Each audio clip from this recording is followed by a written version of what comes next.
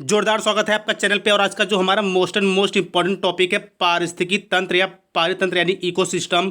इससे एग्जाम में क्वेश्चन भर भर के पूछे जाते हैं। सो मैं इस टॉपिक को बिल्कुल आपके माइंड में सेट करने वाला हूं और इससे आने वाले जो सबसे मोस्ट इंपॉर्टेंट क्वेश्चन है वो भी मैं आपको वीडियो के लास्ट में कराऊंगा। और ये जो सिस्टम का कॉन्सेप्ट है बिल्कुल आपके माइंड में सेट और सेव कर दूंगा। बस आप वीडियो के अंत तक बने रहेगा। सो कहना चाहूँगा कि जो भी मेरी भाई बहन चैनल पर नए हैं वो चैनल को सब्सक्राइब करके बेल नोटिफिकेशन ऑन कर ले। तो चलिए स्टार्ट करते हैं आज की बेहद इंपॉर्टेंट क्लास। और ये जो टॉपिक है एग्जाम पॉइंट ऑफ व्यू से very very and very important है। सो आप बिल्कुल ध्यान से चीज़ों को समझिएगा।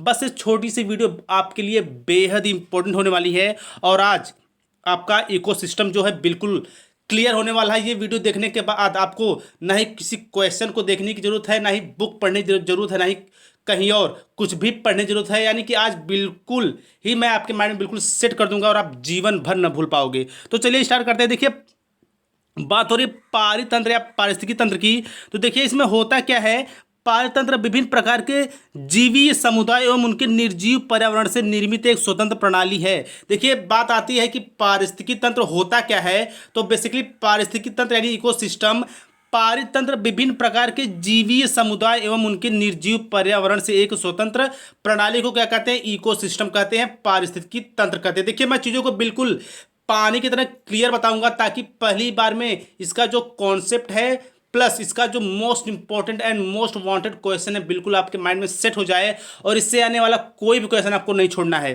तो देखिए जिसका खुद का एक अस्थायित्व होता है, किसका स्थायित्व होता है, पारितंत्र का स्थायित्व होता है। देखिए पारितंत्र होता क्या है, तो पारितंत्र विभिन्न प्रकार के जीवी यानी कि जीवित समुदाय एवं उनके निर्जीव पर्यावरण से निर्मित एक स्वतंत्र प्रणाली होती है। तो आगे बढ़ते हैं। यह एक क्षेत्र विशेष की वह इकाई है जिसमें पर्यावरण से अंतःक्रिया करते हुए समस्त जीव सम्मिलित होते हैं। देखिए पारिस्थितिकी जो तंत्र होता है उसमें समस्त जीव क्या होते हैं, पर्यावरण के साथ क्रिया करते हैं और अपने आप को जोड़े रहते हैं पर्यावरण के साथ, तथा साथ ही साथ इसमें ऊर्जा प्रवाह के माध्यम से पोषण उपलब्ध होता है। देखिए ऊर्जा प्रवाह के माध्यम से पोषण उपलब्ध होता है का मीन्स क्या हुआ कि मान लीजिए सन है, उसके सन से जो धूप निकलती है उसे प्लांट वगैरह ग्रास वगैरह अपना भोजन बनाते हैं। फिर उस ग्रास को हिरन यानी कि जैसे शाकाहारी जीव खाते हैं, फिर उन शाकाहारी कुछ और खाता है, कोई और खाता है। तो क्या होता है कि इससे क्या होता है कि पोषण का क्या हो रहा है, ऊर्जा का प्रवाह हो रहा है। जो ऊर्जा होती है वो एक दूसरे में क्या हो रही है, जा रही है, उसका प्रवाह हो रहा है और यह क्रम एवं नियंत्रित रूप से कार्यरत रहते हैं। और ये जो चीज़ है, ये जो सिस्टम है बिल्कुल लगातार चलता रहता है इकोसिस्टम में यानी कि पारितंत्र में। और सबसे मोस्ट एंड इम्पोर्टेंट चीज़ क्या है कि जो पारिस्थितिकी तंत्र में या फिर इकोसिस्टम में जो ऊर्जा का प्रवाह होता है वो बिल्कुल लगातार होता रहता है, उसमें किसी प्रकार की रुकावट नहीं होती और ये चीज़ों को बिल्कुल नियंत्रित रखता है। तो आगे चलते हैं। देखिए आप पारिस्थितिकी तंत्र को समझ गए होंगे। तो इसके निम्नलिखित घटक होते हैं, यानी जो पारिस्थितिकी तंत्र होते हैं उसके घटक से भी क्वेश्चन पूछा जाता है। देखिए सबसे पहले तो आप पारिस्थितिकी तंत्र को बिल्कुल समझ गए होंगे, तो मैं उसके घटक के बारे में चीज़ें बिल्कुल ईजी और सहज करके बताऊंगा। तो जो पहला घटक है वो अजैविक घटक। देखिए इसके अंतर्गत विभिन्न प्रकार के कार्बनिक मृदा संबंधित तत्व एवं जलवायु से संबंधित घटक सम्मिलित होते हैं। देखिए एग्जाम में पूछा जाता है निम्नलिखित में से अजैविक घटक से सम्मिलित हैं या संबंधित हैं। तो उसमें आपको ये बस चीज़ें याद रखनी है कि जो विभिन्न प्रकार के अकार्बनिक मृदा संबंधित तत्व एवं जलवायु से संबंधित घटक हैं, चीज़ें हैं, या इन सब चीज़ों से जो चीज़ें जुड़ी हुई हैं वो क्या आती हैं, अजैविक घटक के अंतर्गत आती है। हम बात करेंगे जैविक घटक की। तो देखिए जो जैविक घटक होता है इसका जो विस्तार काफ़ी बड़ा होता है। मैं चीज़ों को बिल्कुल तोड़ तोड़ के आपके सामने बताऊंगा ताकि पहली बार में चीज़ें आप बिल्कुल सीख जाओ, समझ जाओ। देखिए ऊर्जा एवं पोषण तत्वों को ग्रहण करने की प्रकृति के अनुसार इन्हें 3 वर्गों में विभाजित किया गया है। अच्छा देखिए जैविक घटक क्या होता है कि ऊर्जा एवं पोषण तत्वों को ग्रहण करने की प्रकृति के अनुसार, ठीक है, जो जैविक घटक होता है वो संबंधित होता है। और इसको कितने भागों में विभाजित किया गया है, 3 भागों में। तो जो इसके 3 विभाग हैं बेसिकली आपको उनके नेम नहीं लर्न करना है, बट उन विभाग के अंदर या फिर उन ऑप्शंस के अंदर चीज़ें कैसे व्यवस्थित होती हैं, एक जीव कैसे क्रियाकलाप करता है, ऊर्जा कैसे प्रवाह होता है, बस यही चीज़ आपको ध्यान में रखती है। क्वेश्चन भी यहीं से पूछा जाता है। देखिए हम बात करेंगे जैविक घटक के पहले ऑप्शन की, यानी कि हम बात करेंगे उत्पादक की। देखिए इन्हें स्वपोषित घटक भी कहा जाता है जो सौर ऊर्जा को रासायनिक ऊर्जा में बदलते हैं। प्रकाश संश्लेषण क्रिया द्वारा हरे पौधे कार्बन डाइऑक्साइड एवं विभिन्न प्रकार के कार्बनिक यौगिक जैसे प्रोटीन एवं लिपिड्स इत्यादि का निर्माण करते हैं। हरे पौधों के अलावा कुछ रसायन संश्लेषित जीवाणु भी प्रकाश संश्लेषण के माध्यम से अपना खुद भोजन तैयार करते हैं। देखिए, सबसे पहले अब मैं आपको बता दूं कि स्वपोषी क्या होता है। तो स्वपोषी ऐसे जीव को कहा जाता है या फिर ऐसे चीज़ों को कहा जाता है जो अपना भोजन खुद से तैयार करते हैं, वो किसी पे डिपेंड नहीं होते, यानी वो अपना भोजन खुद से तैयार करते हैं। फॉर एग्जाम्पल देखिए, जो हरे पेड़ पौधे होते हैं वो जो यानी कि जो ग्रीन प्लांट होते हैं वो अपना जो भोजन होता है खुद से तैयार करते हैं। कैसे तैयार करते हैं? सूर्य की उपस्थिति में अपना जो उनका फूड सिस्टम है वो तैयार होता है, यानी कि जो भोजन तैयार होता है सूर्य के प्रकाश की उपस्थिति में। तो अगर क्वेश्चन ये भी पूछा जाता है कि स्वपोषी के कैटेगरी में आते हैं तो उसमें आपको ऑप्शन में टिक करना होगा पेड़ एवं पौधे। और साथ ही साथ कुछ ऐसे संश्लेषित जीवाणु भी हैं जो अपना प्रकाश से भोजन बनाते हैं। यदि आपको ऑप्शन में पेड़ पौधे न दिखे तो आप संश्लेषित जीवाणु ऑप्शन वाले पे भी टिक कर सकते हैं। देखिए, क्वेश्चन कैसे भी पूछा जा सकता है, बस आपका कॉन्सेप्ट क्लियर होना चाहिए। देखिए, बेसिकली बात क्या हो रही है, उत्पादक की बात हो रही है यहाँ पे। तो उत्पादक सीधी सी बात होती है कि जो उत्पादक होता है वो अपना भोजन खुद से बनाता है, वो सेल्फ डिपेंड होता है, वो किसी अन्य की जगह नहीं जाता, यानी वो अपना भोजन खुद से बनाता है। सीधे सीधे कहने का ये मतलब है। और उत्पादक के कैटेगरी के अंतर्गत आता कौन है? वो आते हैं ग्रीन प्लांट यानी हरे पेड़ पौधे, और साथ ही साथ कुछ रसायन संश्लेषित जीवाणु भी इसके अंतर्गत आते हैं जो अपना भोजन खुद से तैयार करते हैं, यानी वे स्वपोषी कहलाते हैं। देखिए, अब दूसरी बात हो रही है जो बी वाला है। देखिए, प्राथमिक उत्पादक की बात हो रही है। पारितंत्र में ऊर्जा का मूल स्रोत सूर्य है। देखिए, हम सभी को पता है कि हमारे सौर मंडल में जो सूर्य है वो ऊर्जा का मेन स्रोत है, जिसका उपयोग जिस प्रकार उत्पादक द्वारा किया जाता है उन्हें प्राथमिक उत्पादक कहते हैं, जैसे हरे पेड़ पौधे, घास, नील हरे शैवाल, कुछ प्रकाश संश्लेषण एवं रासायनिक संश्लेषित जीवाणु इत्यादि। देखिए, हमने अभी उत्पादक के बारे में पढ़ा कि जो उत्पादक होता है वह स्वपोषी होता है। तो उसके अंतर्गत जो भी चीज़ें आती है, जैसे प्राथमिक उत्पादक की बात आ रही है, तो प्राथमिक उत्पादक के अंतर्गत उन चीज़ों को रखा गया है जो क्या होते हैं कि अपना भोजन सूर्य के प्रकाश से बना लेते हैं, तैयार कर लेते हैं। उनके अंतर्गत कौन कौन से आते हैं? हरे पेड़ पौधे आते हैं, घास आती है, काई आपने देखा होगा जहाँ पे पानी वगैरह इकट्ठा हो जाती है, फिर पानी में भी रहती है काई, नीले हरे शैवाल, कुछ प्रकाश संश्लेषण एवं रसायन संश्लेषित जीवाणु इत्यादि क्या होते हैं? ये अपना भोजन सूर्य के प्रकाश में बना लेते हैं, इसलिए इन्हें प्राथमिक उत्पादक कहा जाता है। और एक बात और मेरे भाई, आप याद रखिएगा कि जो खुद से भोजन बना लेते हैं वो क्या कहलाते हैं? स्वपोषी कहलाते हैं, उत्पादक कहलाते हैं। और प्राथमिक उत्पादक और उत्पादक में ज़्यादा डिफरेंट नहीं है। तो आगे चलते हैं द्वितीयक उत्पादक की बात करते हैं। और देखिए, एग्जाम में ना उत्पादक, प्राथमिक उत्पादक क्या होता है, द्वितीयक उत्पादक से भी क्वेश्चन पूछा जाता है कि द्वितीयक उत्पादक के कैटेगरी के अंतर्गत कौन कौन से आते हैं, या फिर पूछ लिया जाएगा एग्जाम में कि प्राथमिक उत्पादक के अंतर्गत आने वाली वस्तुएं क्या हैं। ऑप्शन में आपको 4 रहेंगे, तो उसमें आपको हरे पेड़ पौधे, काई, नीली शैवाल तथा कुछ संश्लेषित जीवाणु वाले ऑप्शन पे टिक करना है।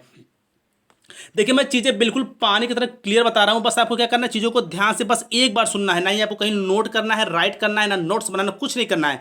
बस वीडियोस को आपको 1 से 2 बार सुनना है। सारी की सारी चीज़ें, ये मेरा चैलेंज है, आपके माइंड में बिल्कुल सेट हो जाएगा, सेफ हो जाएगा, और इससे आने वाला क्वेश्चन आप जिंदगी भर नहीं छोड़ने वाले हो। देखिए, द्वितीयक उत्पादक की बात हो रही है, तो इसमें होने वाले, और मैं आपको बता दूं कि मैं इससे आने वाले जो मोस्ट इंपॉर्टेंट क्वेश्चन है वो भी आपको कराने वाला हूं। सो आप पहले कॉन्सेप्ट को समझ लीजिए। यदि आपके माइंड में कॉन्सेप्ट क्लियर रहेगा तो आप चीज़ों को बेहतर ढंग से समझ पाओगे, बयां कर पाओगे। देखिए, प्राथमिक उत्पादक के द्वारा तैयार किए गए भोजन को खाकर अन्य जीव का पोषण भोज्य बनने वाले द्वितीयक उत्पादक कहलाते हैं। देखिए, प्राथमिक उत्पादक को खाकर, ठीक है, या फिर प्राथमिक उत्पादक के द्वारा जो तैयार किए गए भोजन को खाकर जो अन्य जीव अपना पोषण करता है उसे क्या कहते हैं? द्वितीयक उत्पादक कहते हैं। तो देखिए, यहाँ पे सीधी मैं आपको चीज़ों को और सरल करके बता देता हूँ कि प्राथमिक उत्पादक को खाने वाले जीव क्या कहलाते हैं? द्वितीयक उत्पादक कहलाते हैं। ठीक है, देखिए, जैसे प्राथमिक उत्पादक में क्या होता है कि उसमें क्या होता है कि जो हरे पेड़ पौधे होते हैं वो सूर्य के प्रकाश में अपना भोजन बनाते हैं, यानी कि वो किसी पे डिपेंड नहीं है, वो स्वपोषी हैं। बट अब ग्रास को खाने वाला, यानी कि हरी घासों को खाने वाला, हरे प्लांट को खाने वाला जो जीव होगा वो क्या होगा? द्वितीयक उत्पादक होगा। तो आप चीज़ों को समझ गए होंगे। देखिए, उदाहरण के लिए भी सभी शाकाहारी जीव, उन्हें उपभोक्ता भी कहा जाता है क्योंकि वह अपने भोजन का संश्लेषण खुद नहीं कर सकते, अतः इन्हें परपोषी कहा जाता है। अच्छा, एक बात आप ध्यान से समझिएगा मेरे भाई। देखिए बात क्या हो रही है, परपोषी की। देखिए परपोषी हम उसे कहते हैं जो अपने भोजन के लिए दूसरों पे निर्भर हो या दूसरों पे डिपेंड हो। जैसे फॉर एग्जांपल, जैसे मान लीजिए आप बकरी को ले लीजिए। बकरी क्या है, देखिए बकरी जब तक घास नहीं खाएगी, हरे प्लांट नहीं खाएगी, तब तक क्या होगा, उसका पोषण नहीं होगा। इसलिए बकरी क्या है, परपोषी है, यानी कि वो अपने भोजन के लिए दूसरों पे आश्रित है। यानी कि दूसरों पे आश्रित होने वाला हर वह जीव जो अपने भोजन के लिए किसी और पे डिपेंड हो, परपोषी कहलाता है। जैसे हम आप भी क्या हैं, अपने भोजन के लिए दूसरों पे आश्रित हैं, तो हम लोग भी क्या हैं, परपोषी हैं। और इसमें एक चीज और क्लियर कर दी गई है कि सभी शाकाहारी जीव, इन्हें उपभोक्ता कहा जाता है। यानी कि जितने भी शाकाहारी जीव होते हैं उन्हें उपभोक्ता कहा जाता है। देखिए क्वेश्चन कैसे पूछा जा सकता है कि निम्नलिखित में से उपभोक्ता कहा जाता है, तो उसमें आपको 4 ऑप्शन दिए जाएंगे। एक तो शाकाहारी सम्मिलित रहेगा, बाकी 3 मांसाहारी सम्मिलित रहेगा या कुछ और। तो आपको उपभोक्ता की बात आएगी तो शाकाहारी वाले ऑप्शन पे टिक करना है। द्वितीयक उत्पादक की बात आएगी तो प्रथम उत्पादक को खाने वाली चीज़ों को आपको क्या करना है, टिक करना है। देखिए आई होप आप चीज़ों को बेहतर समझ रहे होंगे। तो हम आगे बढ़ते हैं। अब बात आ रही है एग्जाम्पल के थ्रू मैं आपको समझा दूं। देखिए इन्हें परपोषी कहा जाता है। मनुष्य, पशु, पक्षी एवं अपघटक उपभोक्ता के विभिन्न प्रकार। देखिए मनुष्य क्या है, मनुष्य सीधी सी बात है परपोषी है, यानी हम भोजन के लिए किसी और पे डिपेंड रहते हैं। जैसे पेड़ पौधों पे बहुत से इंसान मांसाहारी होते हैं, मांस खाते हैं, वो जानवरों पे डिपेंड होते हैं। यानी कि अपने खुद के भोजन के लिए किसी और पे आश्रित होना परपोषी कहलाता है। ठीक है, उसके अंतर्गत पशु पक्षी भी आते हैं, कुछ अपघटक भी आते हैं और मनुष्य भी आते हैं। तो आगे चलते हैं, जो इसकी सेकेंड ऑप्शन देखिए, प्राथमिक उपभोक्ता की बात हो रही है शाकाहारी जीव की। देखिए मैं चीज़ों को बिल्कुल इजी करके तोड़ तोड़ के बता रहा हूँ, इसलिए आपको क्या करना है कि कम से कम अपने एक फ्रेंड को वीडियो जरूर शेयर करनी है, ताकि हर मेरे भाई बहन की हेल्प हो सके जो सीटेट की तैयारी कर रहे हैं और एक ही बार में सीटेट को बिल्कुल बेहतर और बड़े नंबर के साथ क्रैक करना चाहते हैं। देखिए प्राथमिक उपभोक्ता की बात हो रही, तो इस श्रेणी के जीव अपने भोजन के लिए प्राथमिक उत्पादक पर निर्भर रहते हैं, अर्थात भोजन के लिए हरे पौधों पर निर्भर रहते हैं, जैसे गाय, घोड़ा, हाथी, बकरी, हिरण, खरगोश आदि। देखिए प्राथमिक उपभोक्ता की बात हो रही है। ऊपर तो मैंने आपको बता दिया भाई कि उत्पादक क्या है, परपोषी क्या है, स्वपोषी क्या है। तो अब होता ही, देखिए क्वेश्चन कैसे पूछा जाता है कि प्राथमिक उपभोक्ता के अंतर्गत कौन कौन से जीव आते हैं। देखिए क्वेश्चन कैसे भी पूछा जाएगा, बस आपको अपना कॉन्सेप्ट क्लियर रखना है इस वीडियो के साथ।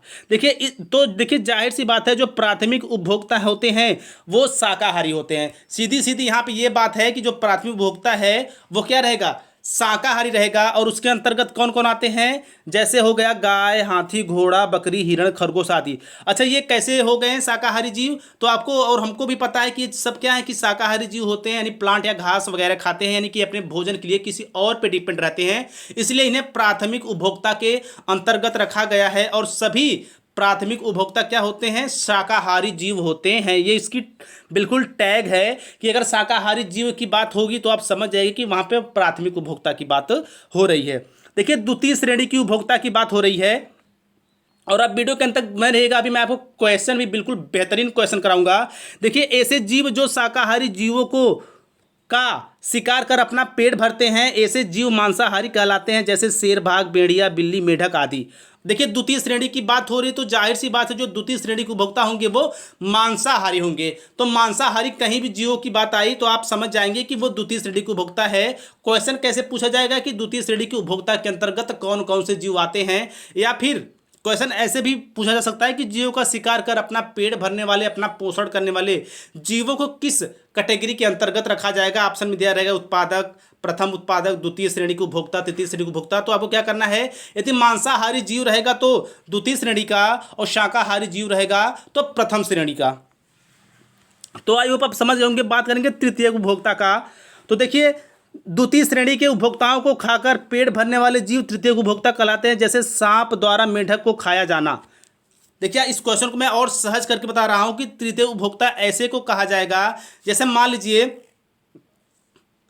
मेढक है, ठीक है। मेढक क्या है कि वो कीड़ों को खा के अपना पेट भरेगा, ठीक है। और मैं आपको एक बता दूं कि जो मेढक होता है वो किसी कैटेगरी में आएगा, द्वितीय उपभोक्ता की श्रेणी में आता है, क्योंकि ये मांसाहारी होता है। तो इसने कीड़ों खाकर अपना पेट भरा और मेढक को खा लिया सांप ने, तो क्या हुआ, अब तृतीय उपभोक्ता, यानी कि अब 3 श्रेणियां आपस में जुड़ रही हैं, यानी कि एक जीव से 3 जीव का पोषण हो रहा है। तो जाहिर सी बात है ये क्या हो गया, तृतीय उपभोक्ता हो गया, ठीक है, देखिए नाम से भी बिल्कुल स्पष्ट है। देखिए प्राथमिक उपभोक्ता मीन्स क्या हो गया, ऐसे जीव जो शाकाहारी हैं। द्वितीयक उपभोक्ता मीन्स क्या हो गया, ऐसे जीव जो शाकाहारी जीवों को खाते हैं। तृतीयक उपभोक्ता मतलब क्या हो गया कि वहां पे तीन कड़ी जुड़ेंगी, यानी मान लीजिए कोई कीड़ा है उसे मेढक खाता है और मेढक को सांप निगलता है खाता है, तो क्या होगा, वो तृतीयक उपभोक्ता होगा।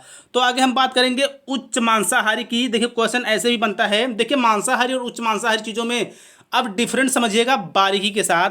देखिए ऐसे मांसाहारी जीव जो सभी श्रेणी के मांसाहारी जीवों का शिकार करते हैं किंतु उन्हें कोई जीव नहीं खा पाता, उच्च श्रेणी के मांसाहारी जीव कहलाते हैं। ठीक है, यानी देखिए मांसाहारी जीव तो बहुत होते हैं, पर ऐसे मांसाहारी जीव जो तो सभी जीवों का वो शिकार करते हैं, हंटिंग करते हैं, बट उन्हें कोई नहीं खाता।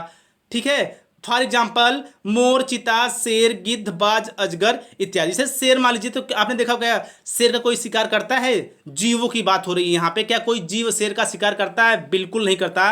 यानी ऐसा जीव जो तो सभी का शिकार करता है, सभी का मांस खाता हो, बट उसे कोई न मार के खाता है, फिर उसका कोई जीव के द्वारा शिकार न किया जाता हो, वो रखा जाता है उच्च मांसाहारी कैटेगरी के अंतर्गत। फॉर एग्जाम्पल मोर, चीता, शेर, गिद्ध, बाज, अजगर इत्यादि। आगे बढ़ते हैं सर्वाहारी की तरफ। देखिए मैं चीज़ों को बिल्कुल आपको तोड़ तोड़ के बता रहा हूं, यानी कि आपको क्या करना है। देखिए आप एक शिक्षक बनने वाले हैं, आप भविष्य में एक शिक्षक बनने वाले हैं, तो शिक्षक काम क्या होता है कि अच्छी चीज़ों को वो फैलाता है। सो आपको प्लीज़ एक शेयर करना है अपने फ्रेंड्स के साथ। देखिए सर्वाहारी की बात हो रही है कि कुछ जीव शाकाहारी एवं मांसाहारी दोनों प्रकार के होते हैं, इन्हें सर्वाहारी जीव कहते हैं, जैसे मनुष्य एवं कुछ पशु पक्षी या फिर कौवे। ठीक है, देखिए सर्वाहारी मीन्स क्या हो गया कि जो शाकाहारी भी भोजन लेता हो, मांसाहारी भी भोजन लेता हो। तो इस कैटेगरी में सबसे जो मोस्ट लोग आते हैं या फिर चीज़ें आती हैं या फिर कोई जीव आता है, वो है मनुष्य। ये जानिए कि मनुष्य सबसे बड़ा सर्वाहारी है, यानी वो मांस भी बड़े कैटेगरी में लेता है और शाक सब्जी भी बड़े अनुपात में खाता है या फिर लेता है। और साथ साथ कुछ पक्षी भी होते हैं, जैसे कौवा हो गया, वो चावल दाल भी खाता है, और कहीं कोई कुछ जीव मर जाता है तो उसका भी छोटे छोटे जीवों का शिकार करके खाता है, इसलिए वो सर्वाहारी के कैटेगरी में आता है। अब बात करेंगे परजीवी की, यानी कि पराश्रयी की। देखिए कुछ जीव या कुछ उपभोक्ता दूसरे जीव पर आश्रय एवं आहार दोनों के लिए निर्भर हो जाते हैं, वह परजीवी कहलाते हैं, जैसे जैथोमोनास एवं अल्टरनेरिया इत्यादि। देखिए मैं और सरल करके आपको बता दूं कि कुछ उपभोक्ता दूसरे जीव पर आश्रय एवं आहार दोनों के लिए निर्भर हो जाते हैं, वो परजीवी कहलाते। देखिए परजीवी या फिर पराश्रयी मतलब क्या हो गया कि दूसरों पर निर्भर होने वाला, यानी कुछ ऐसे भी जीव होते हैं जो अपने भोजन एवं आहार के लिए किसी और जीव पे क्या होते हैं, निर्भर होते हैं। अच्छा, निर्भर होने का मतलब क्या होगा, जैसे कोई जीव मरता है तो उसके आसपास आप देखेंगे बहुत से ऐसे परजीवी होते हैं जो आ जाते हैं और अपना भोजन बनाते हैं, जैसे जैथोमोनास एवं अल्टरनेरिया इत्यादि। आगे बात करेंगे अपघटक अथवा सूक्ष्म उपभोक्ता की, तो इसके अंतर्गत कौन आता है। देखिए अपघटक सूक्ष्म जीव ऐसे होते हैं जो उत्पादक एवं उपभोक्ता की मृत्यु के पश्चात उनके शरीर का अपघटन करते हैं, यानी कि सड़ी गली चीजों से अपना भोजन प्राप्त करते हैं। देखिए अपघटक मीन्स क्या हो गया कि अपघटक मतलब क्या हुआ कि घटने वाली चीजों का सेवन करने वाला। सूक्ष्म उपभोक्ता मतलब क्या हो गया कि सूक्ष्म यानी बहुत छोटा कोई उपभोक्ता है, तो यानी कि कीड़े मकोड़े की कैटेगरी में आते होंगे। देखिए अब घटक की बात हो रही है तो ऐसे सूक्ष्म जीव होते हैं, यानी कि बहुत छोटे जीव होते हैं जो मरने के पश्चात, किसी भी जीव हो गए उनके मरने के पश्चात क्या होते हैं कि वो उनके शरीर में जाते हैं और उनके शरीर से क्या होता है, अपना भोजन बनाते हैं उनके सड़ी गली मांस के द्वारा। और ये जीव क्या होते हैं, जंगल को साफ करने का भी काम करते हैं। देखिए जब मान लीजिए जंगल में कोई भेड़िया मर जाता है तो बहुत से ऐसे जीव होते हैं जो मरी चीज़ों का मांस नहीं खाते, बट जो ये सूक्ष्म उपभोक्ता होते हैं या फिर ये जो अपघटक होते हैं, ये इनका काम क्या होता है कि इनका काम बिल्कुल सड़ी गली मांसों को ये जब खाना स्टार्ट करते हैं, इनका जब ये सेवन स्टार्ट करते हैं तो क्या होता है कि वो जो मांस होता है बिल्कुल समाप्त होने लगता है, यानी कि ये जंगल को साफ रखने का काम भी करते हैं। कौन, सूक्ष्म उपभोक्ता। तो आई होप आप चीज़ों को बिल्कुल इजी ढंग से समझ गए होंगे। तो चलिए आइए डिस्कस करते हैं पारितंत्र और या फिर पारिस्थितिकी तंत्र से आने वाले सबसे most and most important question. और इन जो मैं टॉप 20 क्वेश्चन आपको कराने वाला हूँ, ये जान जाए कि इससे बाहर कुछ भी नहीं आने वाला। सो आप वीडियो के अंत तक बने रहिएगा। और यदि आपने मेरे चैनल को अभी तक सब्सक्राइब नहीं किया तो सब्सक्राइब कर लें। और साथ ही कहना चाहूँगा कि चैनल पे ईवीएस, सीडीपी और हिंदी पैडागोजी के साथ साथ मैथ पैडागोजी की बेहतरीन वीडियो है बिल्कुल वांटेड क्वेश्चन से लेस है। बस आप चैनल पे जाइए, वहाँ पे प्लेलिस्ट बनी है और एक बार जरूर देखिए। बात करेंगे निम्नलिखित में से जैविक घटक की बात हो रही है आपको और ये जानिए वीडियो बिल्कुल फटाफट होने वाली है, कम समय में आपको बेहतर चीज़ें सिखाऊंगा। निम्नलिखित में से कौन जैविक घटक है? पादप, मृदा, वायु, जल। बात क्या हो रही है? बात हो रही है जैविक घटक की। तो इसमें जो सबसे सटीक और सबसे सुपर ऑप्शन है वो है ऑप्शन नंबर ए, यानी कि पादप। पादप क्या होते हैं? वो जैविक घटक होते हैं। आगे चलते हैं क्वेश्चन नंबर 2 की तरफ। एक पोषण स्तर से दूसरे पोषण स्तर पर ऊर्जा का कितना भाग स्थानांतरित होता है? देखिए इस क्वेश्चन को मैं आपको फिर समझा देता हूं। एक पोषण स्तर से दूसरे पोषण स्तर मतलब क्या हो गया? मान लीजिए घास है, उसको हिरन ने खाया और हिरन को शेर ने खाया, तो घास से हिरन में और हिरन से शेर में जो ऊर्जा का स्थानांतरण होता है वो आपको बताना है कितना होता है। 25%, 30%, 50% या फिर 10%। तो देखिए एक जीव से जो दूसरे जीव में ऊर्जा का स्थानांतरण होता है वो होता है 10%, यानी कि ऑप्शन नंबर डी बिल्कुल करेक्ट है। आगे चलते हैं क्वेश्चन नंबर 3 की तरफ। खाद्य श्रृंखला की संकल्पना को पढ़ाने में विद्यार्थियों की अधिकतम भागीदारिता के लिए निम्नलिखित में से कौन सी शिक्षण व्यूह रचना सबसे प्रभावी होगी? खाद्य श्रृंखला, मान लीजिए कोई क्लासरूम है, उसमें जो सर हैं वो बच्चों को खाद्य श्रृंखला संबंधी अवधारणाओं को पढ़ाना चाहते हैं बच्चों को, तो आपको बताना है कि सबसे प्रभावी व्यूह रचना या सबसे प्रभावी तरीका क्या हो सकता है। ऑप्शन आप देख लीजिए। ऑप्शन नंबर ए है पर लिखित विभिन्न खाद्य श्रृंखलाओं के सभी उदाहरण को लेकर लिखने के लिए विद्यार्थियों से कहना। बी में कहा जा रहा है कि श्यामपट्ट पर जीवों के प्ले कार्ड्स बनाना और विद्यार्थियों के समूह को विभिन्न खाद्य श्रृंखला को सोचते हुए उन्हें व्यवस्थित करने के लिए कहना। ऑप्शन नंबर सी में कहा जा रहा है कि विभिन्न आवासों में चलने वाली संभावित खाद्य श्रृंखलाओं की खोज के लिए विभिन्न विद्यार्थियों को प्रोत्साहित करना या फिर विद्यार्थियों को इंटरनेट से संबंधित जानकारी एकत्रित करने के लिए कहना। तो देखिए खाद्य श्रृंखला की संकल्पना पढ़ाने, तो उसके लिए जो सबसे सटीक ऑप्शन है वो है ऑप्शन नंबर बी, यानी कि श्यामपट्ट पर या फिर विभिन्न जीवों के प्ले कार्ड्स बनाना और विद्यार्थियों के समूह को विभिन्न खाद्य श्रृंखला को सोचते हुए उन्हें व्यवस्थित करने के लिए कहना। देखिए व्यवस्थित करने के लिए कहने से क्या होगा कि बच्चे जब चीज़ों को जोड़ेंगे तो उनके अंदर क्या होगा? रुचि उत्पन्न होगी, यानी उनके अंदर जिज्ञासुपन उभरेगा और वो चीज़ों को अच्छे ढंग से समझ पाएंगे, सीख पाएंगे। आगे चलते हैं क्वेश्चन नंबर 4 की तरफ। देखिए पारिस्थितिकी तंत्र का उदाहरण है वायु, तालाब, जल, मृदा। बात किसकी हो रही है? पारिस्थितिकी तंत्र की। तो पारिस्थितिकी तंत्र की क्वेश्चन नंबर 4 का सबसे सटीक ऑप्शन है बी, यानी कि तालाब। और एक बात ये जानिए, कभी कभी ये भी होता है यदि आपको ऑप्शन ना समझ में आए तो आप सबसे अलग वाला ऑप्शन ढूंढा करिए, जो सबसे डिफरेंट हो वो ऑप्शन देखा करिए। कम से कम 80% केसेस में ये होता है कि कभी कभी 3 ऑप्शन कुछ मिलते जुलते रहते हैं और एक ऑप्शन जो डिफरेंट होता है वो उसका आंसर होता है। आगे चलते हैं। पारितंत्र में ऊर्जा का प्राथमिक स्रोत है वनस्पति, सूर्य का प्रकाश, परमाणु ऊर्जा या फिर भोजन। क्वेश्चन नंबर 5 की बात हो रही है, तो इसका जो सबसे सटीक ऑप्शन है वो है ऑप्शन नंबर ए, यानी कि वनस्पति पारितंत्र में ऊर्जा का प्राथमिक स्रोत है। आगे चलते हैं क्वेश्चन नंबर 6 की तरफ। जब मोर सांप को खाता है, सांप कीड़े को खाता है, ठीक है, और कीड़े पौधों को खाते हैं, तो मोर का पोषण तल है प्राथमिक भोक्ता, अंतिम अपघटक, प्राथमिक अपघटक या फिर खाद्य पिरामिड के शीर्ष पर। क्वेश्चन नंबर 6 की बात हो रही है, तो क्वेश्चन नंबर 6 का जो सबसे सटीक और सुपर ऑप्शन है वो है ऑप्शन नंबर डी, यानी खाद्य पिरामिड के शीर्ष पर। क्या होता है? जब मोर सांप को खाता है, सांप कीड़ों को खाता है और कीड़े हरे पौधों को खाते हैं, तो मोर का पोषण तल क्या है?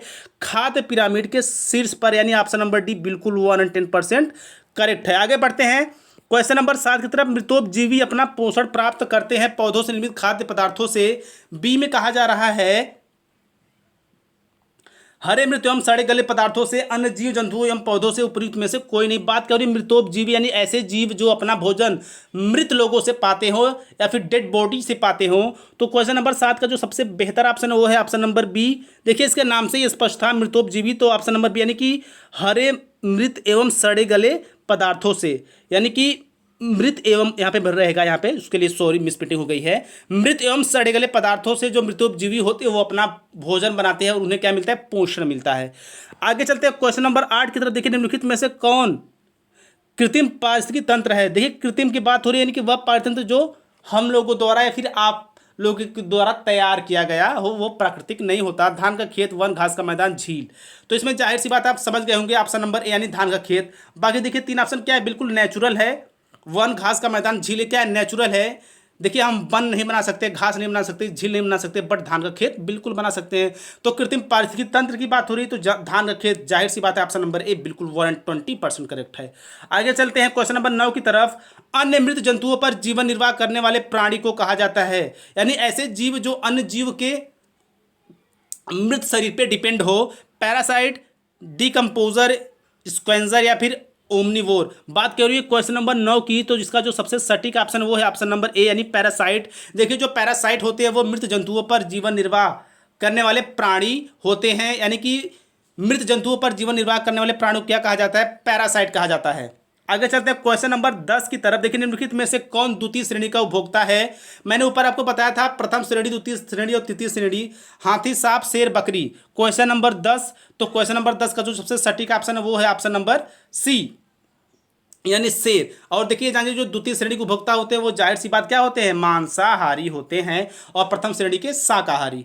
आगे चलते हैं क्वेश्चन नंबर 11 की तरफ। खाद्य श्रृंखला के परस्पर समूह को कहा जाता है खाद्य चक्र, श्रृंखला विक्रिया, खाद्य जाल, बायोगैस का पिरामिड। क्वेश्चन नंबर 11, तो इसका जो सबसे सटीक ऑप्शन है वो है ऑप्शन नंबर सी यानी खाद्य जाल यानी फूड चैन। यानी देखिए खाद्य श्रृंखला के परस्पर समूह क्या कहा जाता है? खाद्य श्रृंखला के परस्पर समूह को खाद्य जाल कहा जाता है।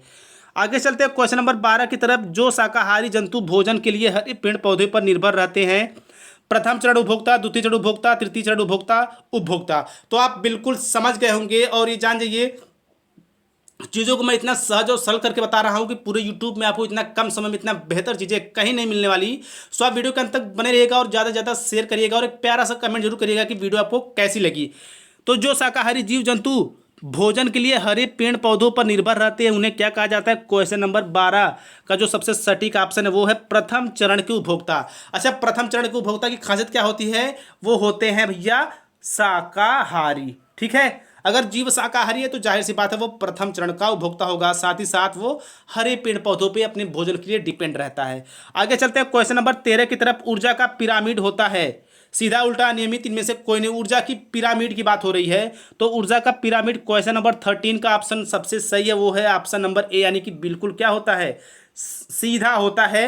यानी कि ऊर्जा का पिरामिड क्या होता है? सीधा होता है। ऑप्शन नंबर ए बिल्कुल 110% करेक्ट है।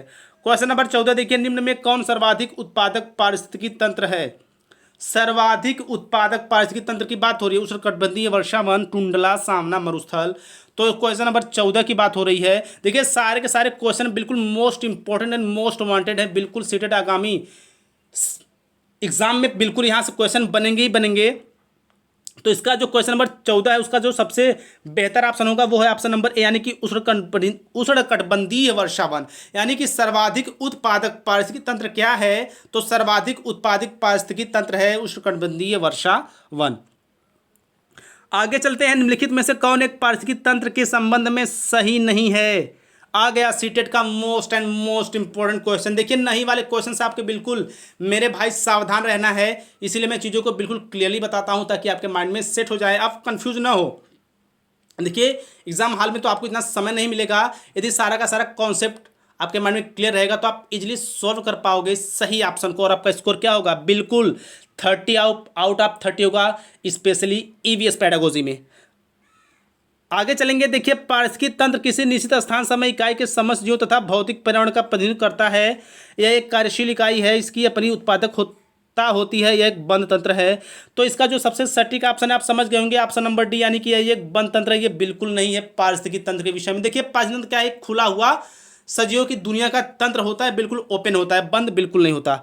आगे चलते हैं क्वेश्चन नंबर 16 की तरफ। सबसे बड़ा और सबसे घना पारितंत्र क्या है? सबसे बड़ा और सबसे घना की बात हो रही है, समुद्र, तालाब, झील, नदियाँ। तो आप जाहिर सी बात है समझ गए होंगे क्वेश्चन नंबर 16 का जो सबसे सटीक ऑप्शन है सबसे घना क्या हो सकता है? अच्छा, इन चारों में वो कौन सा स्थान है जहाँ पे सबसे घनी आबादी पाई जाएगी स्पेशली जीवों की? वो है समुद्र। ऑप्शन नंबर ए बिल्कुल करेक्ट है। देखिए जो समुद्र होता है सी, वो बिल्कुल सबसे घना और सबसे बड़ा पारितंत्र होता है। आगे चलते हैं क्वेश्चन नंबर 17 की तरफ। पारितंत्र में उत्पादक द्वारा निर्मित खाद्य पदार्थों का उच्च उपभोक्ता द्वारा या तक पहुंचने के क्रमबद्ध प्रवाह पथ को कहा जाता है आहार। यहाँ पे आहार होगा। श्रृंखला, आहार, खाद्य श्रृंखला, पोषण स्तर, उत्पादक। बात क्या हो रही है क्वेश्चन को आप एक बार फिर समझ लीजिए। पारितंत्र में उत्पादक द्वारा निर्मित खाद्य पदार्थों का उच्च उपभोक्ता तक पहुंचने के क्रमबद्ध प्रवाह को कहा जाता है। क्वेश्चन नंबर 17 का जो सबसे सटीक ऑप्शन है वो है ऑप्शन नंबर ए, आहार श्रृंखला। आहार श्रृंखला में क्या हो गया? फूड चैन, यानी कि क्या हो गया? Food chain. आगे चलते हैं क्वेश्चन नंबर 18 की तरफ। वन्य जीव सप्ताह मनाया जाता है, बेहद इंपॉर्टेंट क्वेश्चन। नवंबर के प्रथम सप्ताह से, अगस्त के प्रथम सप्ताह से, अक्टूबर के प्रथम सप्ताह से या फिर जुलाई के प्रथम सप्ताह से वन्य जीव की बात हो रही। देखिए वन्य जीव सप्ताह कब मनाया जाता है? क्वेश्चन नंबर 18 का जो सबसे सटीक ऑप्शन वो है ऑप्शन नंबर सी, यानी कि अक्टूबर के प्रथम सप्ताह से वन्य जीव सप्ताह प्रतिवर्ष मनाया जाता है। आगे चलते हैं क्वेश्चन नंबर 19 की तरफ। किसी खाद्य श्रृंखला की प्रथम कड़ी में सदैव हरे पादप होते हैं क्योंकि वे विशाल रूप से फैले होते हैं। बी में कहा जा रहा है वे मृदा से जुड़े होते हैं। सी में कहा जा रहा है कि वे सूर्य के प्रकाश में वायुमंडलीय CO2 को ही स्थितीकृत करते हैं, या फिर उपरोक्त में से कोई नहीं। तो इसका जो सबसे सटीक ऑप्शन है वो है ऑप्शन नंबर सी। देखिए किसी खाद्य श्रृंखला की प्रथम कड़ी में सदैव हरे पादप होते हैं। क्यों? अच्छा, हरे पादप क्यों होते हैं? क्योंकि वो क्या होते हैं? स्वपोषी होते हैं, वो अपने भोजन के लिए किसी पे डिपेंड नहीं होते। तो इसका जो सबसे सटीक ऑप्शन वो है ऑप्शन नंबर सी। और आप पेड़ पौधों को रिलेट करके भी इस क्वेश्चन को ढूंढ सकते हैं, चीज़ें बिल्कुल क्लियर हैं। आगे चलते हैं क्वेश्चन नंबर 20 एंड लास्ट की तरफ। देखिए निम्नलिखित में से कौन जल निकाय में घनत्व प्रवणता को दर्शाता है? देखिए जल निकाय के घनत्व की बात हो रही है, तो इसके ऑप्शन क्या हैं? एक्वोक्लाइम, हेलोक्लाइम, पिक्नोक्लाइम या फिर थर्मोक्लाइम। तो इसका जो सबसे सटीक ऑप्शन वो है ऑप्शन नंबर सी, यानी कि पिक्नोक्लाइम। सो आई होप ये वीडियो आपको जरूर पसंद आई होगी, और ऐसे ही बेहतरीन वीडियोस के लिए हमारे चैनल टीचर प्लानिंग पॉइंट को सब्सक्राइब करके बेल आइकन प्रेस कर लें। मिलते हैं नेक्स्ट पार्ट में। इसी तरह स्वस्थ, व्यस्त, सजग घर में रहिए और सुरक्षित रहिए। जय हिंद, जय भारत।